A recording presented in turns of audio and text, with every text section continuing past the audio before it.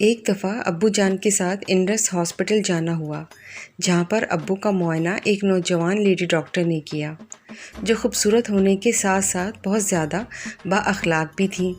تمام مریضوں سے بہت اچھے طریقے سے پیش آ رہی تھیں اور مکمل تفصیل سے ابو کا معائنہ کر رہی تھیں۔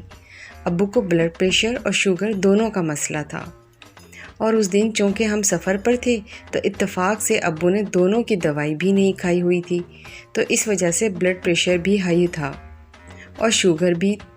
تو وہ لیڈی ڈاکٹر صاحبہ ابو جان پر اتنی حجت سے غصہ کرنے لگی جیسے اپنی بہو یا بیٹی کرتی ہے، کہ آپ دوائیاں وقت پر نہیں کھاتے، اپنی صحت کا دھیان نہیں رکھتے، وغیرہ وغیرہ۔ اور میں یہ سب کچھ ساتھ کھڑا دیکھ رہا تھا۔ اسی دوران کسی نرس نے اس لیڈی ڈاکٹر کو پکارا، ڈاکٹر سدرا، ذرا اس مریض کی رپورٹ تو چیک کریں۔ ڈاکٹر سدرا کا نام سنتے ہی میرے دل میں پیدا ہونے والی نیکی کے جذبے نے بروسلی والی کلا بازی کھائی، اور میں نے ابو کے کان میں جا کر کہا، ابو، اگر ڈاکٹر سدرا ہمارے اپنے گھر میں ہوتی تو آپ کا کتنا دھیان رکھتی، آپ کا بلڈ پریشر اور شوگر وقت پر چیک کرتی، آپ کو دوائیاں وقت پر کھلاتی۔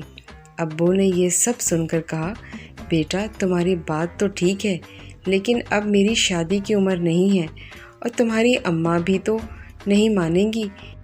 یہ ہے ایک نوجوان کی آپ بیتی۔ دل کے ارمان آنسوں میں بہہ گئے۔